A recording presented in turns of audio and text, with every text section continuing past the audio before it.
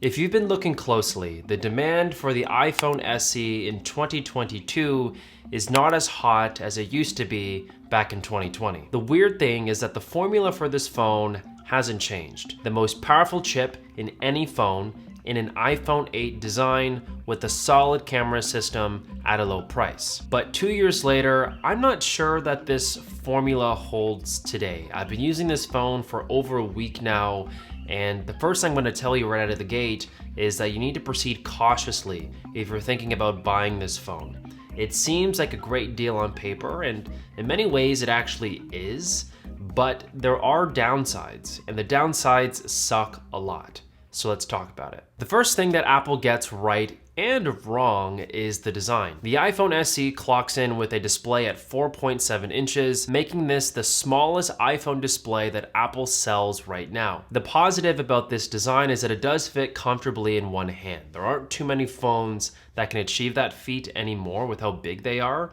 And because this is such a tiny phone, it fits so comfortably in the pocket that sometimes I even forget that it's there. But by that same token, in the era of smartphones getting bigger and bigger these days, especially Android phones, if you've had any experience using a larger screen before, the iPhone SE display size is going to become very hard to get used to. It's been over a week now, and I'm only just starting to be able to tolerate the smaller size of this display while I'm navigating iOS. I really do think it's time for Apple to just be gone with the iPhone 8 design and, oops, text message, and give us an iPhone 8 Plus design. Like, you can keep the bezels if you really want to go for that retro Apple look, but make the screen bigger. This just feels a little too small for 2022 standards. I picked up the phone in midnight black, as you can see, and I do love the color. It does come in a starlight and a product red as well, if that's your cup of tea, but I settled with a midnight black as it does look very stealthy, and I love the rounded black corners as they pair perfectly. There's also a physical home button here that doubles with Touch ID. It works pretty well as it did years ago, so no surprises here. The speakers on the smaller phone did catch me by surprise in a good way. They get very loud, they sound clear. I genuinely believe that this is probably the best sounding phone speaker you can buy at $400 at this phone size. Apple never disappoints with speakers in my opinion. The last aspect of design is on the back. It's a single rear-facing 12 megapixel wide camera. I have some thoughts about the camera system, but let's save that for later in the video. So the thing that makes the iPhone SE great is the A15 Bionic chip. It's the same chip in the iPhone 13 and 13 Pro, making this tiny iPhone have the fastest smartphone chip on the planet and the fastest phone by a mile at that $400 price point. The iOS experience is fluid and smooth, apps load without any problems, and gaming on this phone has no lag issues at all. And with the way that Apple does support their products right now, you're gonna expect years of software updates in combination with this A15 Bionic chip probably not slowing down for at least 4 to 5 years. Like, this chip is incredibly fast, probably too fast for what most people need to do on a phone. But even though this phone has incredible performance, I still think that the display size is a crutch to everything. It just feels a bit too cramped to enjoy iOS 15 the way it was intended. If you plan to do a lot of reading on social media or even within Safari, you can expect to scroll more often on this iPhone than any other iPhone that Apple sells. The smaller screen displays less information at once, and it does noticeably take away from the experience, especially if you are coming from a bigger phone already. In terms of battery life, this phone is average at best, probably even below average.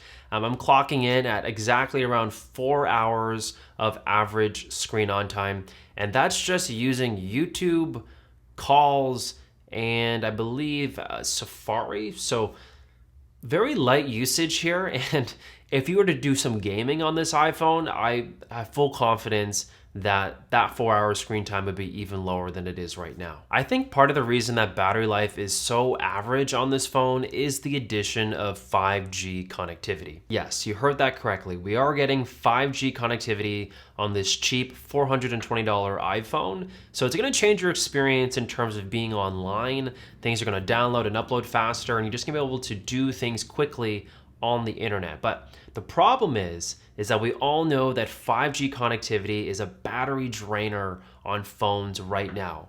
And when we look at the iPhone SE and we see how tiny this phone is and how small the battery is in here, and we throw in 5G cellular into this device, it's a recipe to get very average or even below average results in terms of battery life. And that's why I really believe Apple needs to make this phone bigger.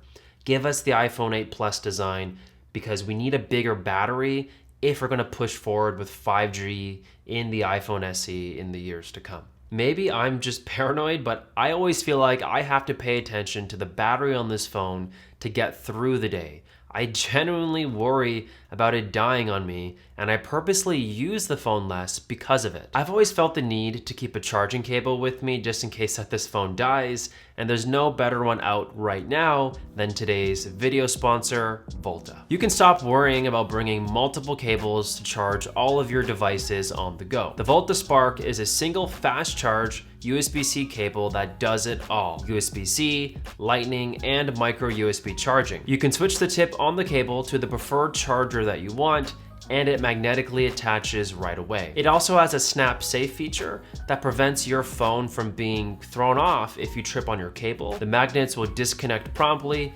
keeping your phone and your charging cables safe. All the products at Volta have a lifetime warranty with a 30-day money-back guarantee. They also have the same cable that supports USB-A charging with the same features, known as the Volta 2.0, if that's your cup of tea. Please check the links out in the description down below if you guys are interested in their cables.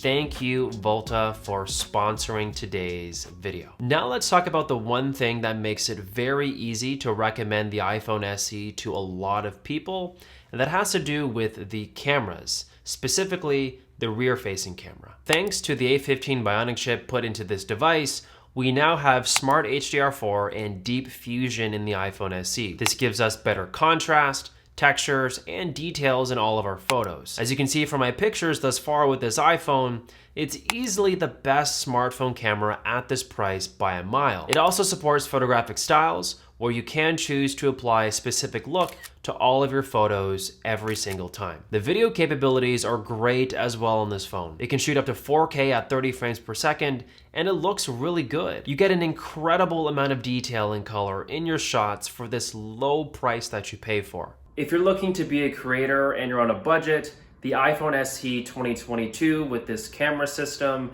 and the A15 Bionic chip would not be a bad place to start. And there you have it. That's the iPhone SE 2022. On paper, it has the A15 Bionic chip, 5G, and a solid camera system, all at $420. And if your budget cannot go further than this, I do genuinely believe that the iPhone SE in 2022 is still a good deal. But the problem is that good deals still have their drawbacks. With all this power that this phone has, with the addition of 5G in this tiny little chassis, you're gonna get very, very average battery life. And if you're planning on coming from Android and switching to this iPhone because it's a cheap entry price, you probably have a bigger Android phone than this right now. And it's a real adjustment period, going from a big screen to a screen as small as 4.7 inches. Believe me, it's painful. It is very painful. I don't think I could ever get used to a phone of this size anymore. It is just too small. And for a lot of you guys who feel the same way, there is a solution here still.